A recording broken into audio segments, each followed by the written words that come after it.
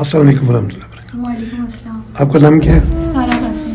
अच्छा, शिफा international hospital से कब डिस्चार्ज हुई? अभी डिस्चार्ज हो गया हूँ। अच्छा, आपने क्या किया है? मैंने लीवर डोनेट किया अपनी अम्मी को, फिरदौस माई को। ठीक हो गया? जी ऑपरेशन कामयाब हो गया? जी अल्हम्दुलिल्लाह कामयाब। माशाल्लाह।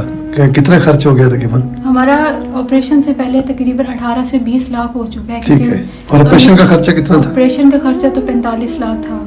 माशाल्लाह। जी ये जो नजीब हुसैन शाह साहब जी, बिरादर मैं जो उनका है खसूसी शुक्रिया अदा करना चाहती हूँ। उन्होंने काजमी जो चैरिटी वाले, जी जी माशाल्लाह, उन्होंने बहुत हमें सपोर्ट किया हाँ है, जी। बहुत ही सपोर्ट किया उन्होंने। हाँ जी। उनकी वजह से शायद मैं आज डिस्चार्ज हुई हूँ यहाँ हाँ पे। जी जी जी तो मेरी उनसे और भी गुजारिश है जी जी कि हमारे बकाया जो 3,70,000 रह गए जी हैं जी।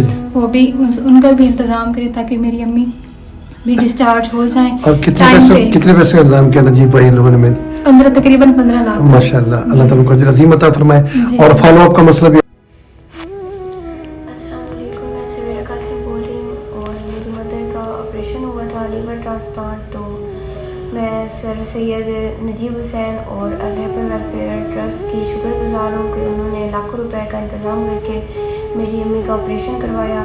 तो अभी हम इधर ही हैं, तो डिस्चार्ज हमने यानी कि 1 हफ़्ते बाद होना है। तो डिस्चार्ज की जो हमारी रिमेनिंग अमाउंट है वो 3,70,000 है और डॉक्टर ने फॉलोअप को भी कहा है। तो डॉक्टर ने ये भी कहा है कि अगर फॉलो अप नहीं करवाओगे तो जो जो ऑपरेशन करवाए लाखों रुपए हैं ये आपके फर्स्ट जाएंगे।